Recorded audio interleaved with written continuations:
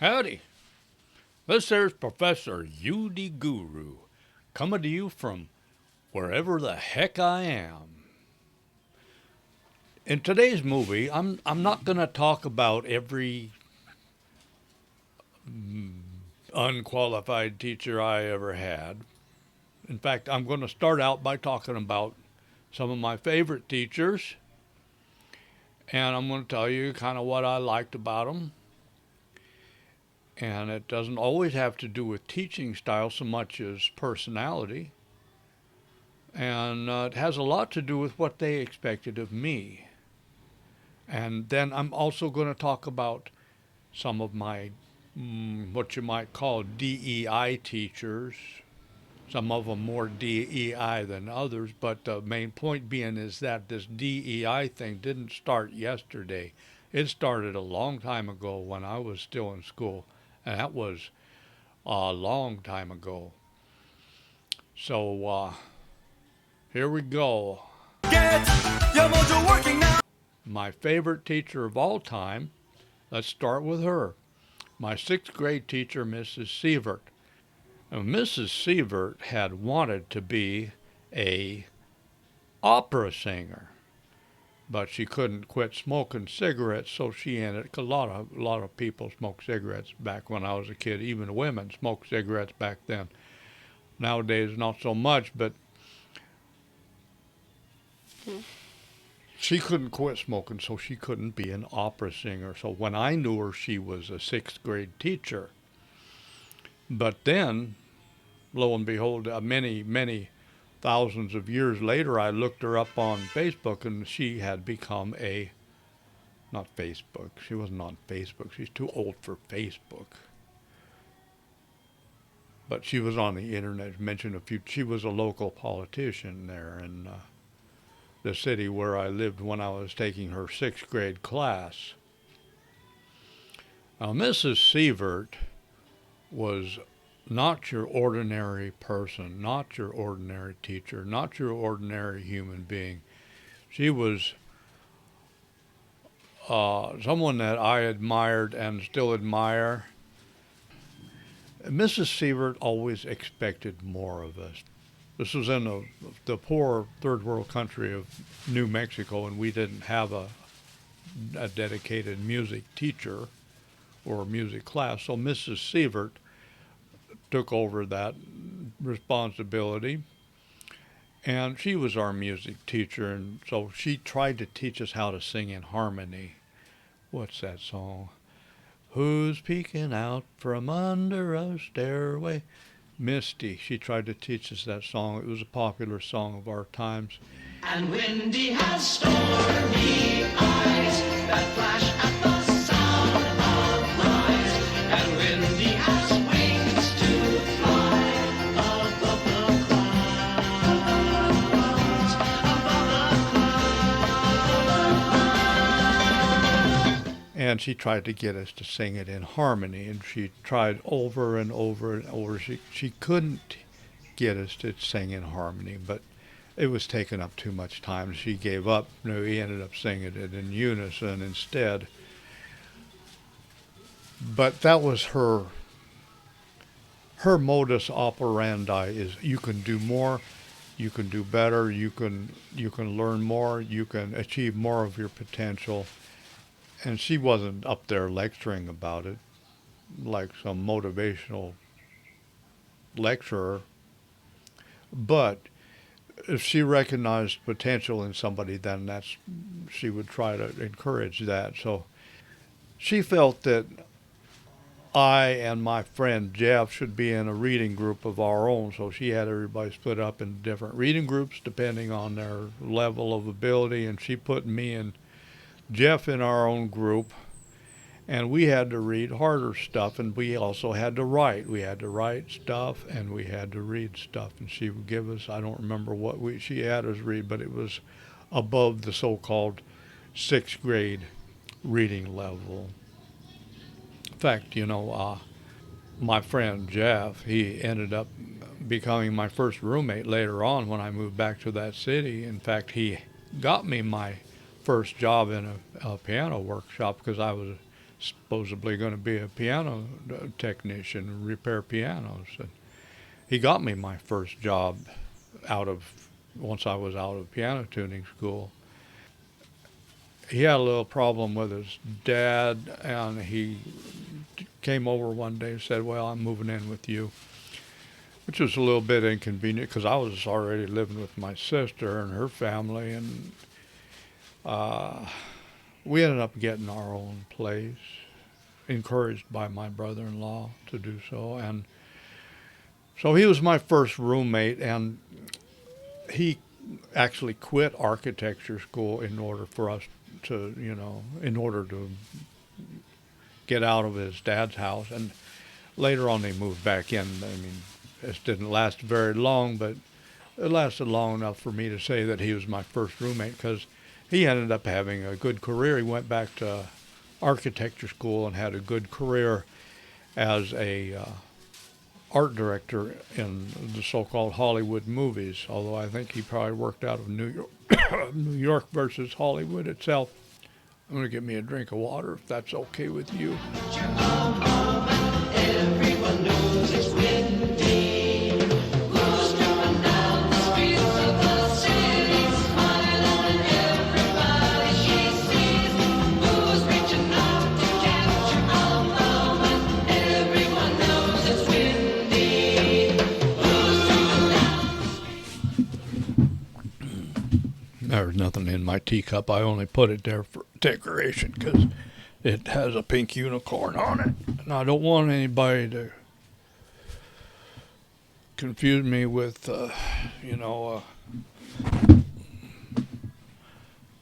gun-toting butt crack just because I'm MAGA. I'm actually MAGA Buddhist.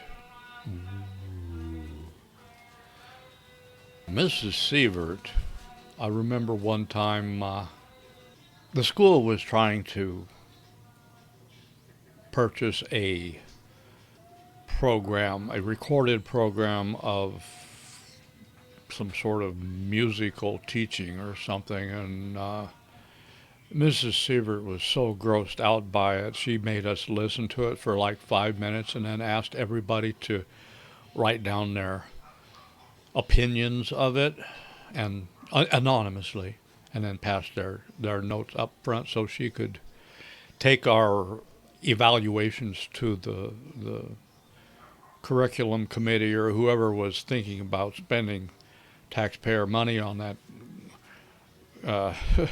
extremely horrible garbage that somebody was selling as educational materials. It was so bad. I wrote on my paper, it's a little young. And then I got a hard time for saying that because my friend Jeff was sitting like 2 seats up in front of me. So when I passed my note forward, he read mine, and then he gave me a hard time. You said it's a little young. Anyway, we were like Beavis and Butthead in some ways, I suppose. He was Butthead and I was Beavis. He was in charge, even though he only weighed 85 pounds and he had muscular dystrophy. And he was not supposed to live longer than 21 years, but he ended up having a long career. I think he's still out there puttering around somewhere. So, yeah, Mrs. Sievert ended up becoming a politician. I don't think teaching was really her thing. In fact, while she was a teacher, she was part of a union thing to try and get higher pay for teachers. All the teachers went on strike, and we had a substitute for like a week or whatever. When she told us that all the teachers were going to go on strike, I got so upset about it and emotional about it that later on that day, when she gave a quiz on a topic that I knew very well, I literally got an F on a quiz. I was so upset I got every answer wrong. I couldn't believe it. When she showed it to me, she said, "What the hell's going on with you?" She didn't say it that way. Back then, hell was considered cursing, but she explained to me that she was aware of my emotional reaction, and she wasn't going to keep the F on my record. But that's the only time she ever gave me any slack. She always expected me to do more. And, you know, the next year after we started junior high school, we would come back and visit her after school. And we weren't the only ones. There was a bunch of ex-students of hers always coming to visit her.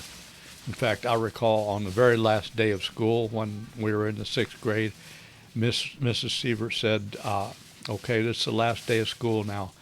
When class ends, everybody has to leave.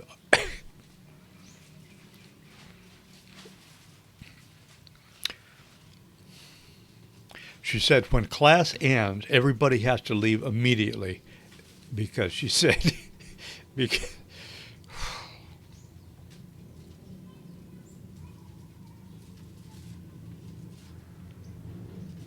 she said, when class ends, everybody has to leave immediately because I'm going to cry. That's what she said. Get your mojo working now. Mrs. Getz was my 8th grade history teacher. She was a little older, and she explained to us that she was very traditional, and she was going to make us give speeches, because besides being a history teacher, she was also the speech teacher. I purposely didn't take speech, but then I took history and had to give a dang speech, for crying out loud. Oh boy.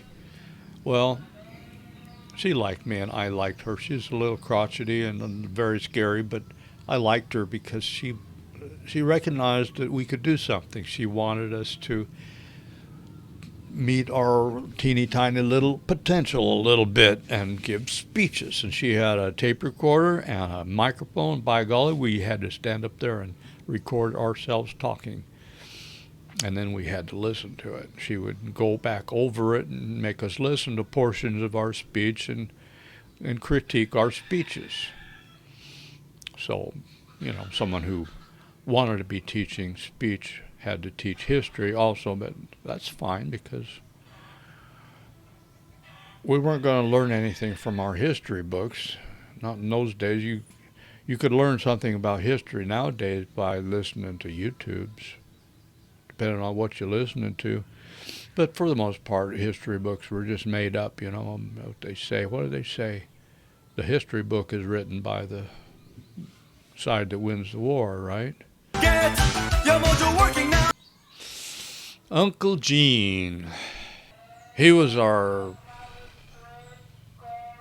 driving ed coach. He was the assistant driving ed coach. I think I've told this story before, but I'm just fixing to tell it again. Uncle Gene was a very relaxed, casual, and seemingly happy person. And Uncle Gene's boss, the main driving ed instructor, was the opposite. He was very uptight and blah, blah, blah. Let's just say he didn't like me because I had, you know, excuse me, facial hair down to here. I was very proud of I was only a sophomore, but I couldn't grow a proper beard yet, but by golly, I grew what I could, which was pretty ugly, but I was proud of it, and it went down to here, and it was early 1970s, so, you know, you could do stuff like that back then. You couldn't do it in 1962, but by golly, you could do it in 1972. And it was my main interest at that time was growing a beard. Mr. Kohlhoff did not appreciate my facial hair. And one day when we went outside to get in the cars, I got in the driver's seat, and he said, well, why don't you just go back to the room? Because you're not going to drive today, and you're not going to drive again until you shave. So I told my parents about it. They were pretty liberal, very liberal, They went to a church where Presbyterian church, very liberal Protestant church. The preacher was a very liberal person, Reverend Jim. And so I didn't drive for about 2 weeks. So instead of driving like every other day or at least twice a week, I didn't drive at all for about 2 weeks. I had to sit in the class reading the chapters in our stupid, boring driver's ed book over and over. And Uncle Gene, he called himself Uncle Gene because he's a nice guy, big guy. He'd be, singing in the car, whereas Mr. Kohlhoff, he'd be like,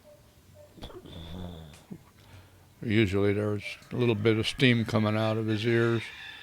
He took himself very seriously and obviously had a very important job.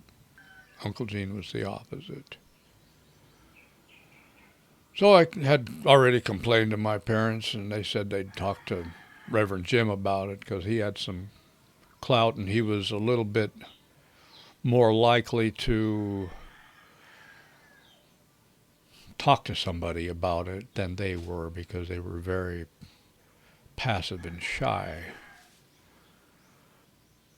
So anyhow, time passed. I wasn't going to make the grade. Obviously, if I couldn't drive, I couldn't learn how to drive. And Mr. Kohlhoff's ambition apparently was to have me fail. And my dad was extremely set. I mean, he wasn't that much of a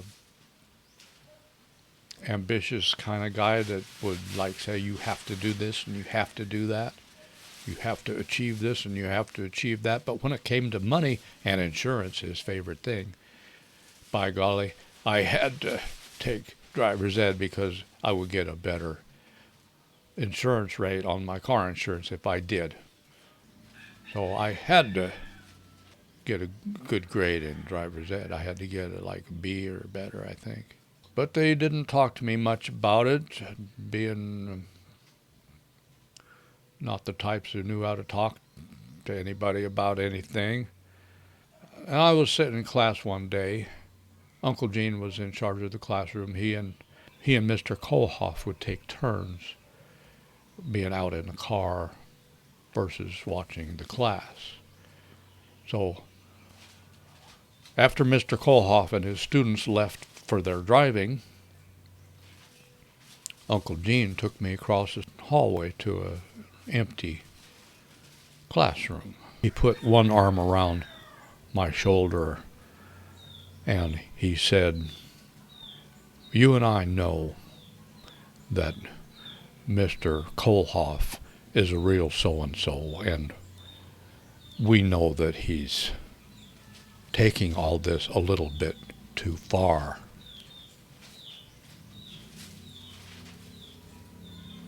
And he proceeded to, establish rapport with me. Not something I learned at home. Not something Mr. Kohlhoff ever learned, I'm sure. And Uncle Gene said all that and whatever else he said, and then he said, "But I don't want you to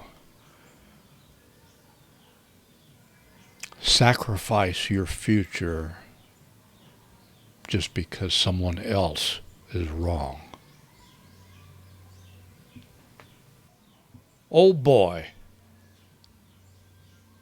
I went home after school and I couldn't wait to shave. I went straight, my mom called, say hey,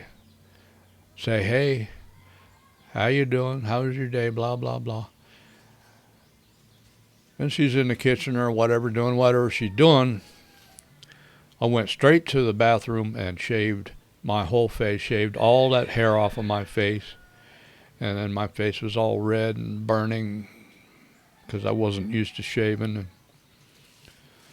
my mom came and the door was closed, the bathroom door was closed. My mom came and she was talking to me through the door, and I didn't know what she's talking about, so she hadn't seen me yet. She's walking up. I opened the door and she said, Reverend Jim talked with the principal, and the principal said, "Okay, you don't have to shave." So that's my Uncle Gene story.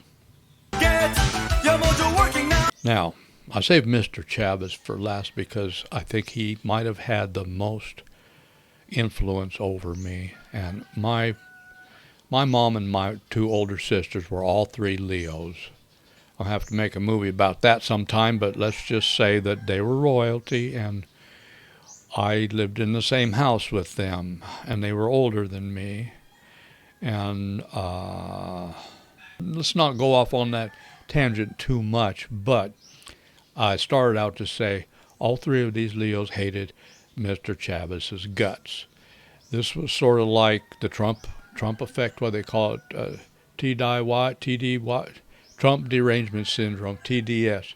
This was the Mr. Chavez derangement syndrome. They hated him because he was loud. He was a loud guy. He was the high school basketball coach. He was a high school teacher. They tell the story every time his name came up.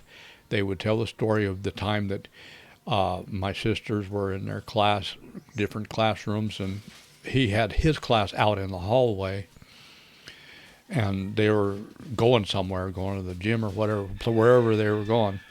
And as he was transporting these students down the hallway, he was saying, "Now be quiet, they're taking the test in there." And my sisters and my mom thought that was just the funniest thing they ever heard. They thought he was just the stupidest person that ever lived, 'cause he was loud. Well, he was a beloved teacher at that school for many, many years, I'd say decades, and I was terrified of him. He had a crew cut flat top, and he would talk about, well, when my son misbehaves, I give him a spanking. Well, I never got one. I got one of those, and one in my whole life. I'm not going to tell you about it because it's a long story. But Mr. Chavez was just he was a really nice guy. He was real sweet. For example, the time Dolores peed in her chair, everybody just froze. Oh my God, Dolores is just sitting in her chair peeing, and she got her hand over her face. Mr. Chavez jumped to his feet, pointed at the doors.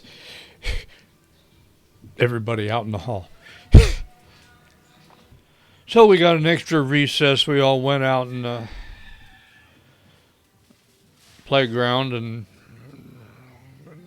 we didn't see Dolores again until the next day, and she was embarrassed, but we were not allowed to make fun of her.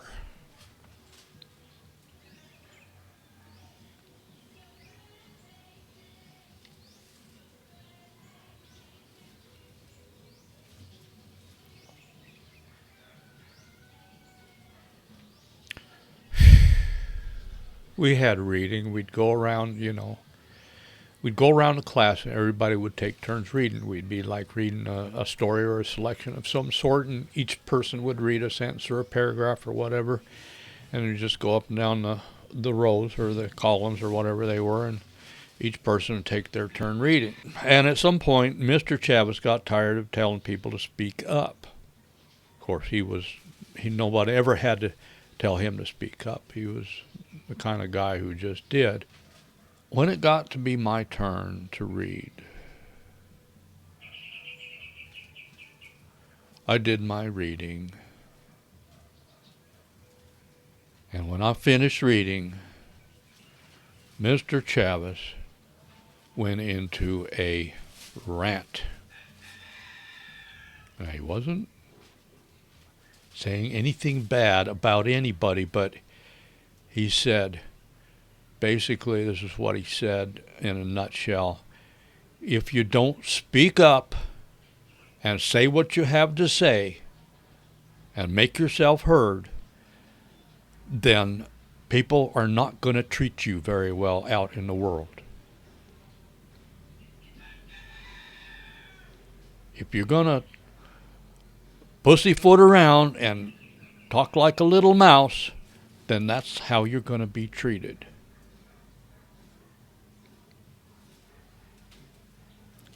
So the next day, I didn't feel like I was being attacked, which is a little bit strange because he was my 5th grade teacher. My 4th grade teacher was a raving, ranting Republican, and she had personally attacked me for something that was no big deal. She didn't like me because I was timid and very quiet. And I could tell she didn't like me. Mr. Chavez did not attack me. He was also a conservative. I'm sure he was Republican. But he didn't attack me.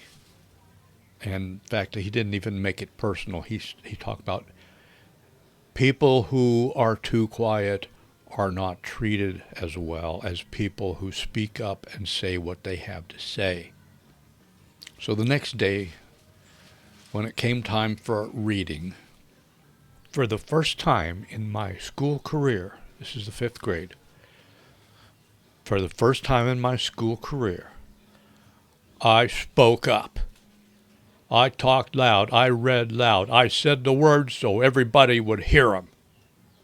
He didn't make a big deal about it. He didn't embarrass me in front of the other students by saying, "Ooh, you read loud." He just looked at me and smiled. And he was a stern teacher. He didn't smile much, but he smiled. I mean, I remember the time there's these 2 guys that are always cutting up and making noise and teasing each other during class and interrupting him when he was trying to teach, and that was not allowed in his class. And those 2 guys found out. He didn't hit them. He scared the crap out of them. When we went out for recess, he told those 2 guys to stay back. So we went outside and looked in the window, and he had them up by the collar against the wall. He scared the shit out of them. They never got in trouble again that whole year. He was a good example of, a male teacher that acts like a man. Now, just, you've probably seen the prototypical DEI teacher who was on the Beavis and Butthead show. Yeah, well. Mountains they soar above.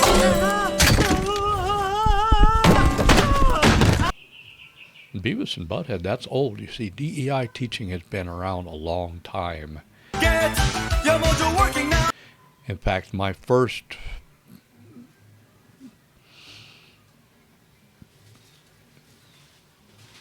anything goes, nothing matters teacher, I think was, I don't remember what's her name, in 8th grade or 7th grade, English teacher. And her thing was do what you want. In fact, she had a policy that you would read something every day and you would write something every day. So first we had to write something and then pass it in. And she would look at it this long to make sure we had actually written something, and then she would throw everything away. She didn't read it. She just wanted to make sure you wrote something. No standards. I'm pretty sure she was going to go home and smoke a joint after school. So after that, then we would read something, anything. So I read Gormenghast. I read The Lord of the Rings. One of the guys who was always hitting me on the top of the head with his pencil when he went to the pencil sharpener 6 times during class every day was also reading Gormenghast, and he stopped hitting me on the head with his pencil. After I turned him on to Gormenghast, he said, "Geez, thanks. Now I'm learning something."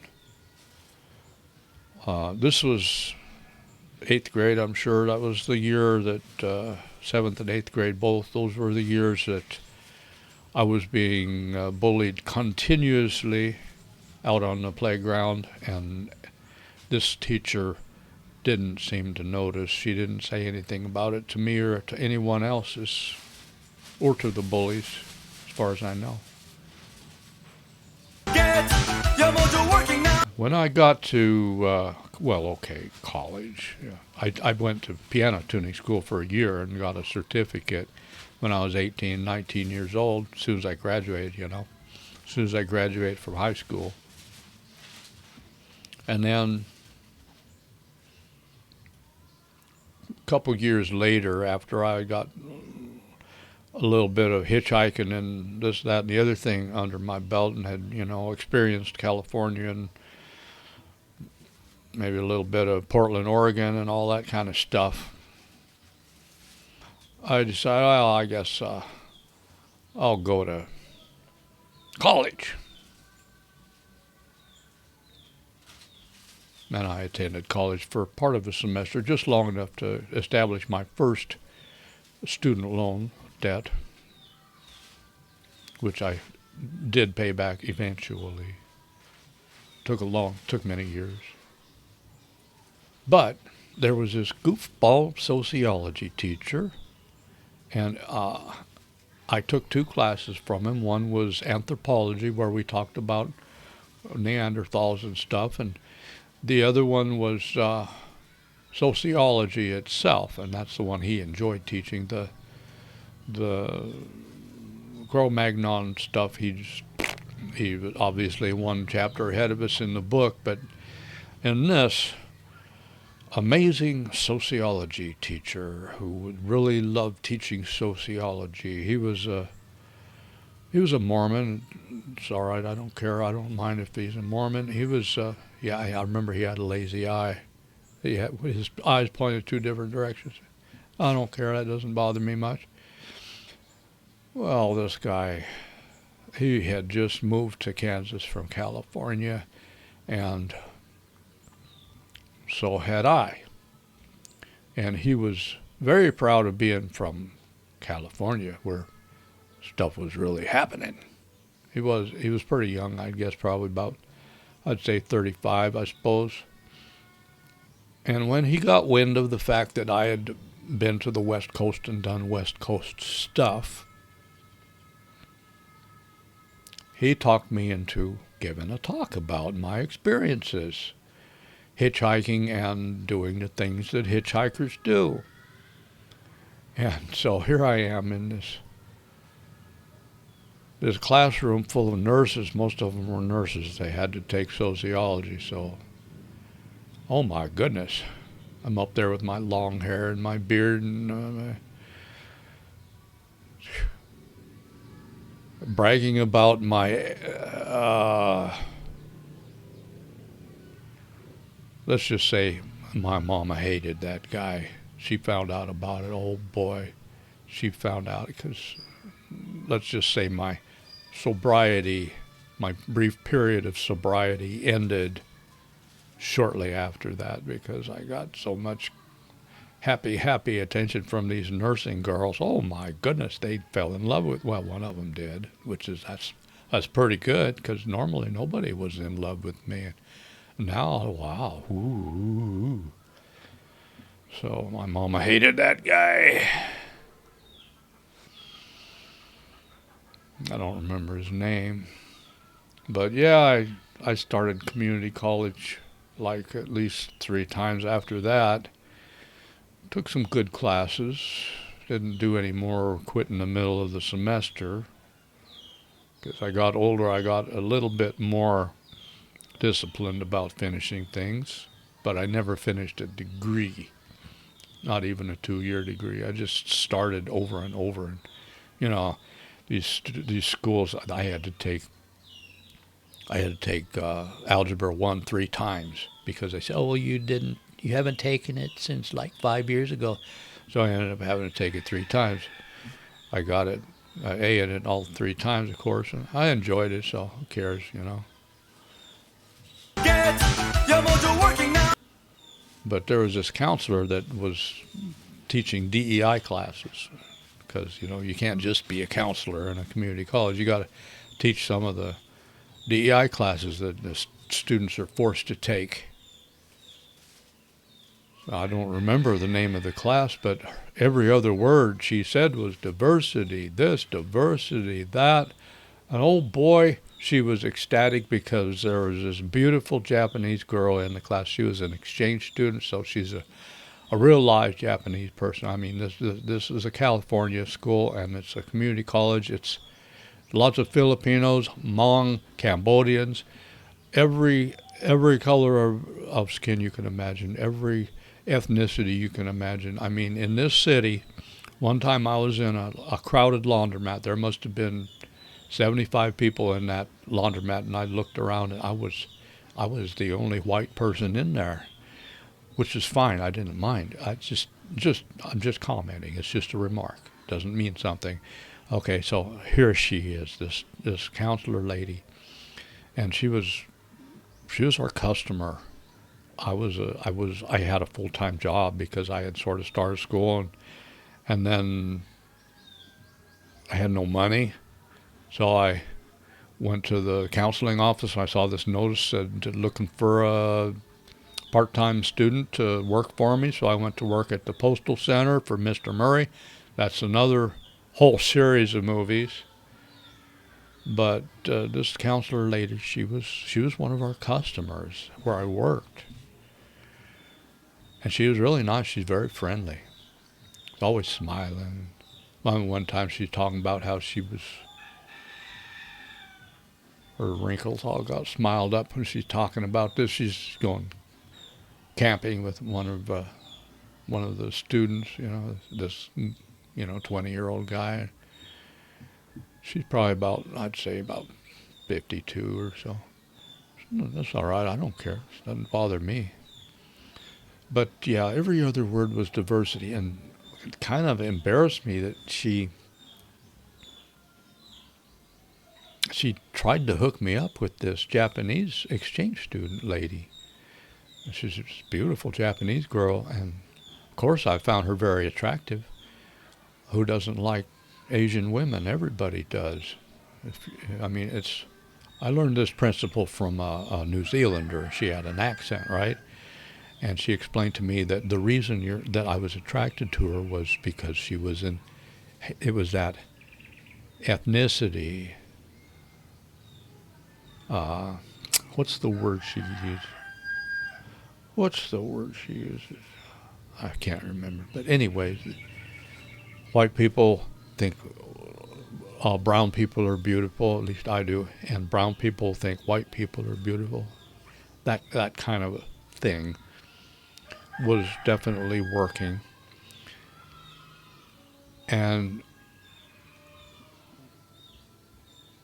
somehow this teacher found out that I was interested in languages. In fact, right now I'm writing my own language. I'll tell you about that sometime.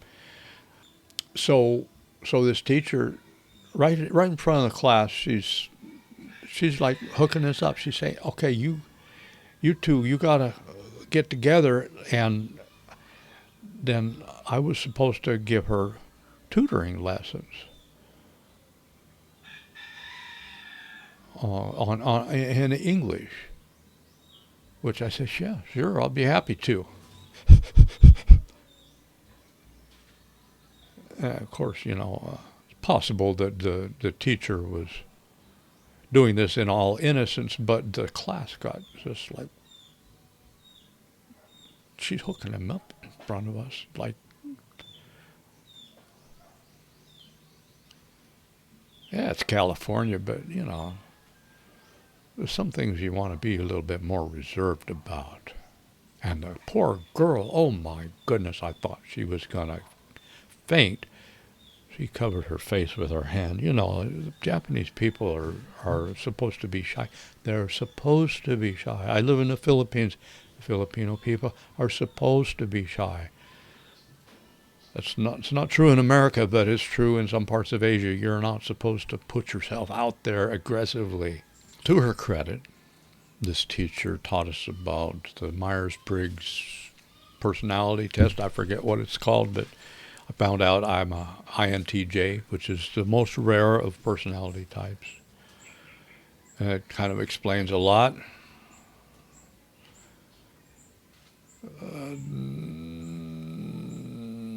But she was always late to class. And I found this very annoying because I'm an Aries and I don't like waiting. I hate waiting. And I got really annoyed about it and thought I was really somebody. And of course, this teacher was always pumping me up. She really liked me and she was always complimenting me and stuff. And of course, I was getting good grades in her class because it was just easy schmeezy and there was nothing to it. It was a DEI class. All you got to do is parrot back whatever ideology they're preaching at you, and bingo, you got that A. But I just kept getting more and more angry that she was always late to class. The whole class would be standing outside the room, locked, and waiting for her to open it up. I didn't know much about college professors at the time. I think they're allowed to be late, and I think they're allowed to be absent too, but I didn't know that at the time. So I was an idiot. I was the control freak here, but yeah, when it came time to go to the final exam, for some reason, I had it. I wasn't going to go to the exam because she was always late to class. I don't know, it's very stupid, but I wrote her a note instead and had somebody put it in her inbox, said, I'm not going to take the exam because you're always late to class or whatever. Pretty stupid. Okay, so especially considering she's my customer at work. She has a mailbox at our place. She gets her mail at the place where I'm supposed to be the manager. Oh my goodness, Anyway, so next day or the same day, probably the same day, because she kind of come in kind of hot. Made a beeline for me.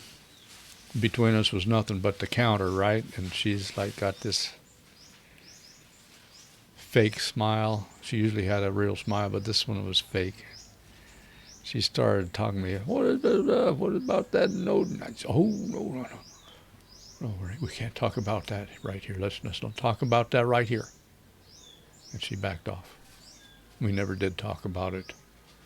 And she gave me an A in the class. So I was allowed to skip the exam. And I think she felt she was being blackmailed and gave me the A because she was afraid I was going to complain or something, which I only complained to her. I didn't complain to anybody else about it. Get your mojo working now. In the same school, and this one was also my customer at work because the guy I worked for, Mr. Murray, I'm going to make several movies about him. Mr. Murray was an ex-department store manager. He was retired. He was in his 70s and worked full-time here at the Postal Center, but I was supposedly the manager. He let me think I was the manager there for like 6.5 years. And actually, he had set himself up to be my mentor, and he didn't say so because he was smart. He didn't tell me that. He's a smart guy. He wanted to help me because I was so stupid. I had some potential, but socially I was stupid. And there was this other teacher at the same community college, and I took a class from her that was speed reading. I thought, well, this would be helpful, you know. I'll take a speed reading class. And this teacher, she was always coming into the Postal Center where I worked with bags full of stuff for her Ivy League student children to mail, for us to pack up and mail, you know, back to their Ivy League school back east, whatever, Harvard or Princeton or Yale or I don't know what, Cornell, I don't know which school it was. Doesn't matter. She and a lot of women, doctors' wives, all the doctors' wives came to the Postal Center with these huge sacks full of expensive stuff they'd buy for their kids who were off in Ivy League schools, and we'd pack them up and mail them to their kids off in Princeton or wherever. So this woman, one of these doctors' wives, she was teaching speed reading, and she was obviously one chapter ahead of us in the book. And I went to several classes, but she and the other students loved to chit-chat, and it just got worse every time. Pretty soon it got to the point where I couldn't read anything because I was so pissed. This teacher, while we were supposedly sitting here practicing our speed reading, this teacher was here sitting there chit-chat with all the students, except me, of course. Nobody chit-chats with me. I like to read and study and stuff, so here I am. I'm trying to practice my speed reading so I don't have to do it at home because there's nothing else going on in the class, right? There's nothing to lecture about. Speed reading is taught in 5 minutes and learned by practicing hard and working at it. Finally, I just dropped the class because there was no way. At that time, I did not know how to ignore noise. I'm learning because I live in the Philippines, and you can't get upset about noise in the Philippines. I don't know if you can hear it. You probably can't, but there's like at least one, maybe two karaoke parties going on right now in the middle of the day. It's a Sunday. It's a weekend, so it don't have to be a Sunday or a weekend for two karaoke parties to be going on in the Philippines. So I now have a method for going to sleep when there's noise going on, and I'll make a movie about that someday. But at this time, I wasn't able to deal with it. I remember when this teacher came in next time with her packages for her kids, she looked at me with this guilty smile, I didn't say nothing. I wasn't really mad at her. I hated the class, and I hate speed reading. And I'm no good at it. I read fast, but speed reading is not reading fast. Speed reading is when you read the Grapes of Wrath and say, yeah, wow, they had to move to California. That's all you have to say. Speed reading. That's not why people write, so that people can get 10% of what they said, or 1% of what they said. Anyway, it doesn't matter. Get your mojo working now. So I went to a special high school that had just opened up in Kansas, and I didn't know that Kansas was going to turn out to be another DEI place, because I had just moved from a very rough city into a nice small town, fairly small town. Not real small, but fairly small town in Kansas. And we had DEI teachers. We had both kind of teachers in junior high, but then I got to high school, and I started in this school. It was just opening up. It was just opening its doors for the first time. Brand new school, weirdly designed architecture, no walls. The buildings that the classrooms were in these 3 round buildings called pods. And you just walk around until you got to your class, and there's nothing between the classes but these shelves. No doors, no walls. You could hear the people next door.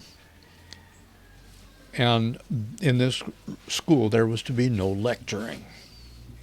Oh boy. Now, I had always been a good student. I'd always been first or second in my class because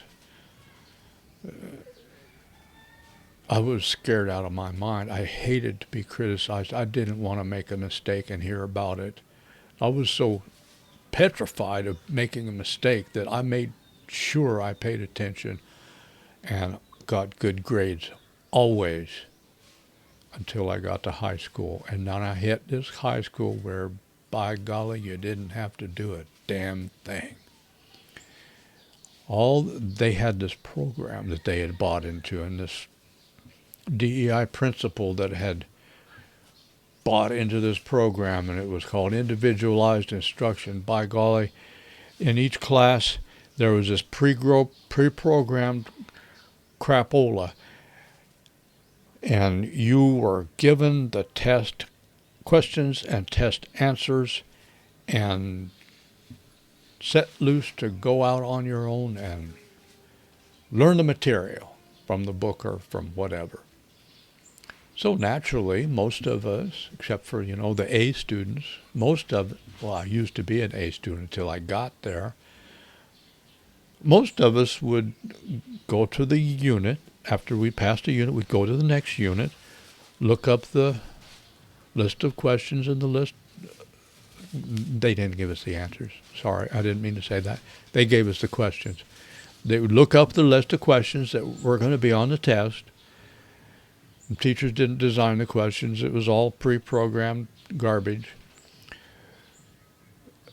We'd write them down, and then we'd go look up the answers, memorize them, take the test, go to the next unit.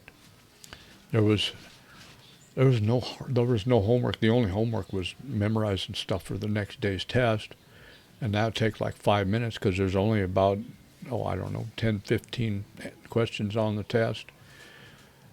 So for 4 years, except for a few teachers that wouldn't go along with it, for 4 years I had no homework.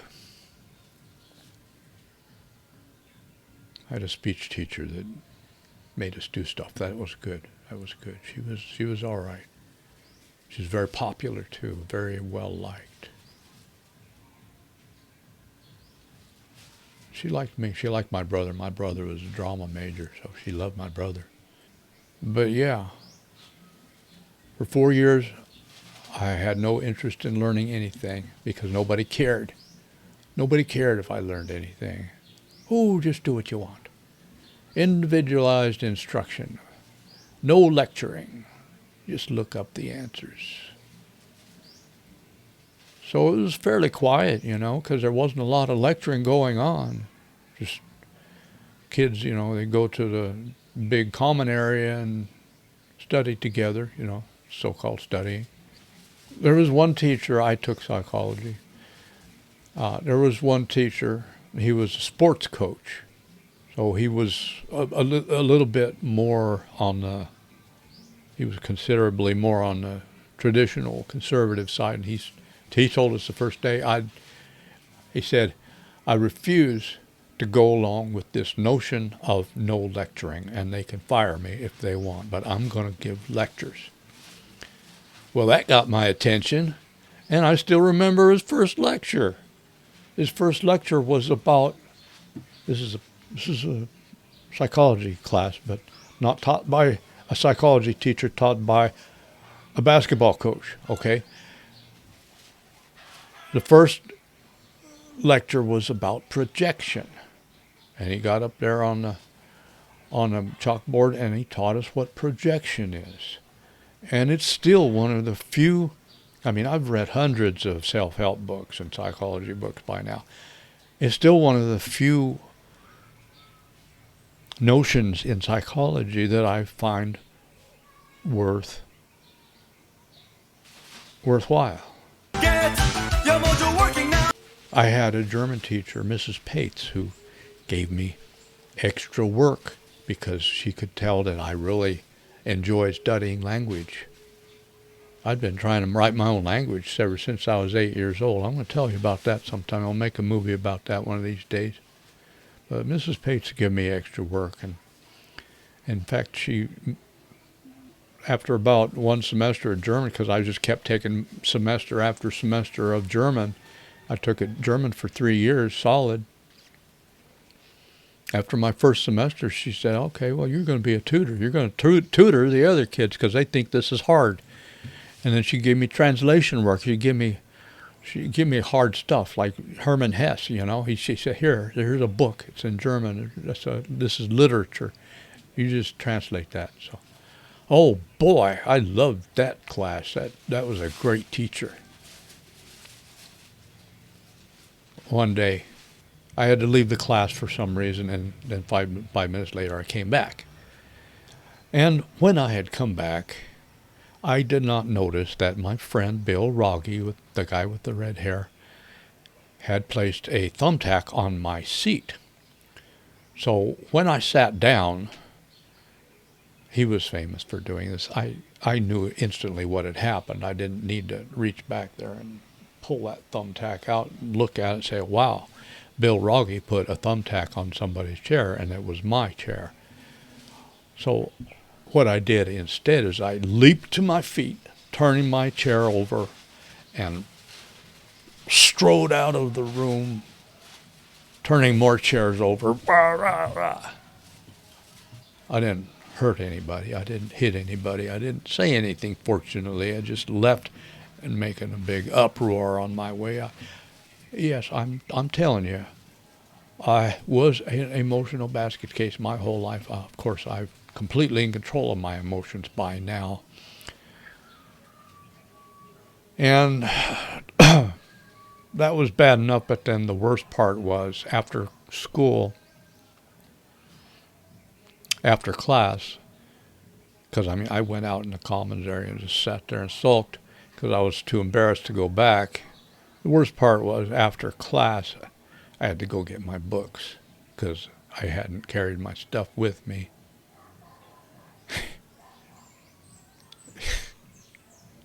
And she smiled. She said, "Well, you know you're going to have to come in after school and sit there in that chair for 15 minutes as punishment for throwing a fit." I said, "Yeah, I know." So I did, and then she smiled and sent me home. Later on, much later on, like several years later, I had a piano tuning business, and she called me up and said, "Hey, this is Mrs. Pates. Remember me from German class?"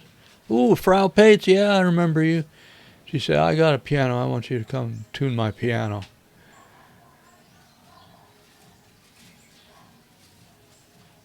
She and her husband were living in a schoolhouse, an empty schoolhouse, in a very, very small town close to where I live. It was an empty schoolhouse. It was so cool. Anyway, oh, she was cool. She was very cool. I'll talk to you later. This here's Professor Yudi Guru. See you in the next movie. Bye-bye.